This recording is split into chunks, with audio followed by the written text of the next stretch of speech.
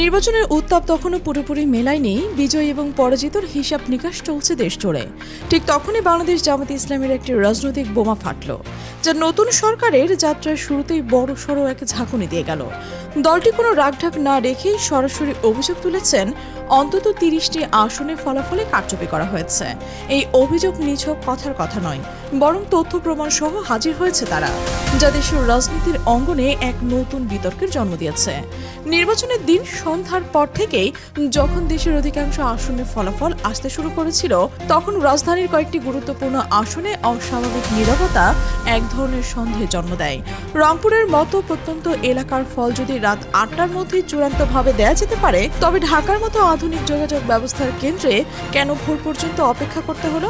এই দীর্ঘ সূত্রিতা নিয়েই যখন প্রশ্ন উঠছিল, ঠিক তখনই জামায়াতের সহকারী সেক্রেটারি জেনারেল ও মুখপাত্র এহসানুল মাহবুব জোবায়ের এক সংবাদ সম্মেলনে হাজির হলেন। যিনি শুধু বিলম্বের কথাই বলেননি, বরং এর পেছনের কারণ হিসেবে যা তুলে ধরেছেন তা অনেককেই হতবাক করেছে। জামায়াতের অভিযোগে কেন্দ্রে রয়েছে রেজাল্ট শিটের কাটাকাটি, ঘষামাজা বা ওভার রাইটিং এর মতো গুরুত্বপূর্ণ বিষয়। দলটি দাবি করেছে তাদের কাছে এমন বহু প্রমাণ রয়েছে যেখানে ভোটের হিসাব বদলে দেওয়ার স্পষ্ট চিহ্ন বিদ্যমান। এর সাথে যুক্ত হচ্ছে পোলিং এজেন্টের কেন্দ্র থেকে জোর করে বের করে দেওয়ার অভিযোগ।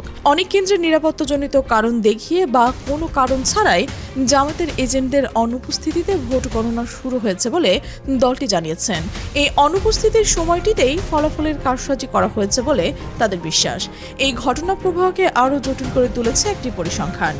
জামায়াতের পক্ষ থেকে জানানো হয়েছে প্রায় ৫৩টি আসনে তাদের প্রার্থী মাত্র ৫,০০০ বা তার চেয়েও কম ভোটের ব্যবধানে পরাজিত হয়েছেন। দলটি স্বীকার করেছে যে অল্প ভোটে হারার অর্থ কারচুপি নয়, কারণ এটা ভোটের ব্যবধানেও স্বচ্ছ নির্বাচনে পরাজিত হয়েছে। কারণ এক ভোটের ব্যবধানেও স্বচ্ছ নির্বাচনে হার জিত হতে পারে। তবে তাদের দাবি এই ৫৩টি আসনের মধ্যে অন্তত ৩০টি সুস্পষ্ট ইঞ্জিনিয়ারিং এর মাধ্যমে ফলাফল পাল্টে দেওয়া হয়েছে।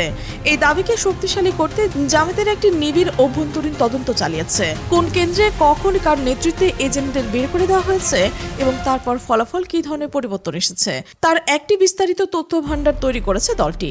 এই ডকুমেন্টেশন দিয়েই তারা আইনি লড়াইয়ে নামার প্রস্তুতি নিয়েছে। মজার ব্যাপার হলো, জামায়াতের বেশ কয়েকজন প্রার্থীও খুব অল্প ভোটের ব্যবধানে জয়ী হচ্ছেন, যার মধ্যে রফিকুল ইসলাম খানের নাম বিশেষভাবে আলোচিত। তাই দলটি ঢালাওভাবে সব সূক্ষ্ম ব্যবধানের ফলাফল নিয়ে প্রশ্ন তুলছেন না।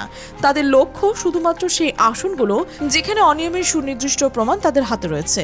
এই বিতর্কের আগুনে নতুন করে যোগ করেছে তারেক রহমানকে ঘিরে তৈরি হওয়া একটি প্রশ্ন, যেখানে সাংবাদিক খালেদ মঈনুদ্দিনের এক সরাসরি প্রশ্নের জবাবে তিনি নির্বাচনী ইঞ্জিনিয়ারিং এর কথা স্বীকার করে বললেন যে জনগণকে কনভিন্স করেই তা করা হয়েছে, কিন্তু ফলাফল টেম্পারিং বা পরিবর্তনের মতো সরাসরি অভিযোগের উত্তর তিনি এড়িয়ে গেলেন।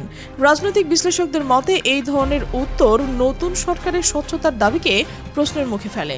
একজন বিশ্লেষকের নাম প্রকাশ না করার শর্তে বললেন, এই প্রশ্ন এড়িয়ে যাওয়ার ভঙ্গিটি পুরনো রাজনীতির কথা মনে করিয়ে দেয়, কিন্তু মানুষ এখন স্বচ্ছতা ও জবাবদিহিতা চায়।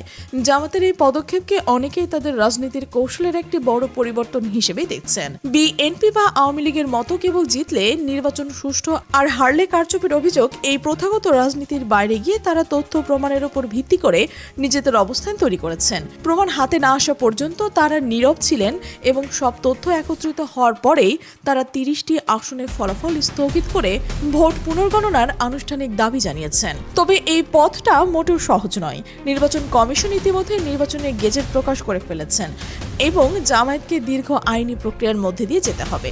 অতীতে দেখা গেছে এই ধরনের মামলা নিষ্পত্তি হতে বছরের পর বছর সময় লেগে যায়, কিন্তু জামায়াতের আসন পুনরুদ্ধারের পাশাপাশি এটিকে একটি রাজনৈতিক চাপ প্রয়োগের কৌশল হিসেবেও ব্যবহার করতে চান। নতুন সরকারকে বৈধতার গোড়া থেকে প্রশ্নবিদ্ধ করে তারা একটি শক্ত বিরোধী শক্তি হিসেবে নিজেদের অবস্থান জানান দিতে চাইছেন। এদিকে জামায়াতের ছাত্র সংগঠন শিবিরও ডাকসুর নির্বাচনকে সামনে রেখে হুঁশিয়ারি উচ্চারণ করেছে। তারা ক্যাম্পাসে যে কোনো ধরনের দখলদারিত্ব ও নির্যাতনের বিরুদ্ধে শক্ত প্রতিরোধের ঘোষণা দিয়েছেন, যা বিএনপির একক আধিপত্যের রাজনীতি রাজনীতিতে একটি নতুন চ্যালেঞ্জ তৈরি করেছে। অন্যদিকে নির্বাচনের পর দেশের বিভিন্ন স্থানে বিএনপির কিছু সমর্থকের বিরুদ্ধে সহিংসতার অভিযোগ উঠেছে, যা সাধারণ মানুষের মধ্যে বিরক্তির উদ্বেগ দিচ্ছে। এই পরিস্থিতিতে জামায়াত নিজেদেরকে একটি সুশৃঙ্খল ও জনগণের পাশে থাকার দল হিসেবে প্রতিষ্ঠা করার চেষ্টা করছে। তবে জামায়াতের নিজেদের দুর্বলতা নিয়েও প্রশ্ন উঠছে।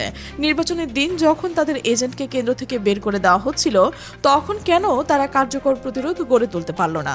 দলের অভ্যন্তরীণ আলোচনাতেও এই প্রশ্নগুলো উঠছে।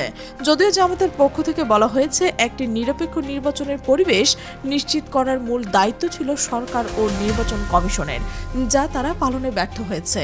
এহসানুল মাহবুব জোবায়ের তাদের সংবাদ সম্মেলনে আরও জানিয়েছেন যে ছোটখাটো অনিয়মের ঘটনা ঘটেছে প্রায় 250 থেকে 260টি আসনে, কিন্তু সেগুলোর কারণে ফলাফল সামগ্রিক চিত্র পাল্টে যায়নি।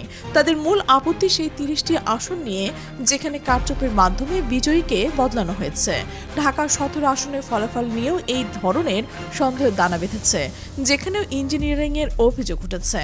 এখন প্রশ্ন হলো, এই অভিযোগের ভবিষ্যৎ কি?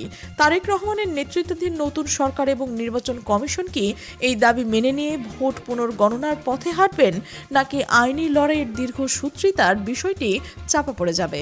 জামায়াত স্পষ্ট করে দিয়েছেন তারা শেষ পর্যন্ত লড়বে। তাদের এই অবস্থান বাংলাদেশের রাজনীতিতে এক নতুন অধ্যায়ের সূচনা করছে, যেখানে শুধু রাজপথের শক্তি নয়, বরং তথ্য প্রমাণ ভিত্তিক আইন ও কৌশলগত লড়াই গুরুত্বপূর্ণ হয়ে উঠেছে। এই 30 আসনের রহস্য উন্মোচিত হলে বাংলাদেশের রাজনৈতিক সমীকরণ কোন দিকে মোড় নেয় তা দেখার জন্য বাংলাদেশের মানুষ এখন অপেক্ষা করছে। আসল লড়াই হয়তো কেবল শুরু হলো। প্রিয় দর্শক, নির্বাচন পরবর্তী সময় এবং সার্বিক নির্বাচনের বিষয়ে আপনার মতামত কি? আর আপনি যদি এই চ্যানেলে নতুন হয়ে থাকেন, সাবস্ক্রাইব করে বেল আইকনটি বাজিয়ে রাখুন, যেন আমাদের এমন বিশ্লেষণধর্মী প্রতিবেদন সবার আগে আপনার কাছে পৌঁছয়। দেখা হবে পরবর্তী কোনো বিশ্লেষণধর্মী প্রতিবেদনে। ততক্ষণ পর্যন্ত ভালো থাকুন, সুস্থ থাকুন।